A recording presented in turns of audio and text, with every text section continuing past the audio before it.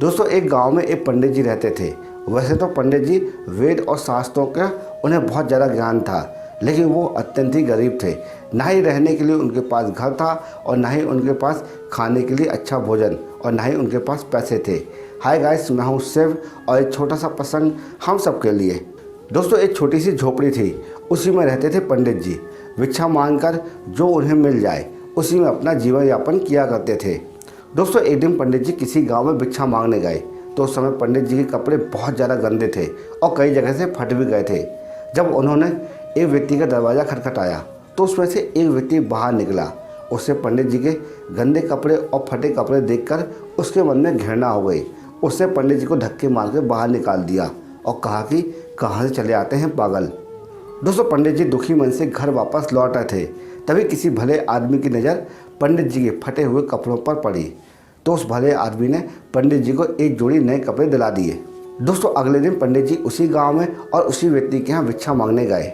जब उस व्यक्ति ने पंडित जी को अच्छे कपड़े में देखा तो उनके सामने हाथ जोड़कर खड़ा हो गया और उन्हें घर के अंदर बुलाया। उन्हें अच्छे से सम्मानपूर्वक बैठाया और उन्हें खाने के लिए बहुत सारे व्यंजन दिए। पंडित जी ने एक भी टुकड़ा अपने मुंह में नहीं डाला और सारा खाना अपने कपड़ों को खिलाने लगे और कहा कि ले खा ले, ले खा ले, ले खा ले। वो व्यक्ति बड़ा ही आश्चर्यचकित था। अब उसने पंडित जी से पूछ ही लिया कि पंडित जी आप ये सब क्या कर रहे हैं, सारा खाना कपड़ों में क्यों डाल रहे हैं। पंडित जी ने उस व्यक्ति को बड़ा शानदार उत्तर दिया। पंडित जी ने कहा कि ये खाना तुमने मुझे नहीं दिया, ये खाना तो तुमने मेरे कपड़ों को दिया है, इसलिए ये सारा खाना मैं अपने कपड़ों को खिला रहा हूँ।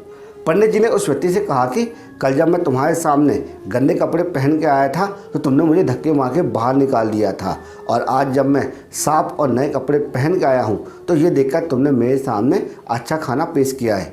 पंडित जी ने उस व्यक्ति से कहा कि असल में ये खाना तुमने मुझे नहीं मेरे कपड़ों को दिया है। और ये बात सुनकर वो व्यक्ति बहुत ज़्यादा शर्मिंदा हुआ। दोस्तों किसी व्यक्ति की महानता उसके चरित्र और ज्ञान पर निर्भर करती है, पहनावे पर नहीं।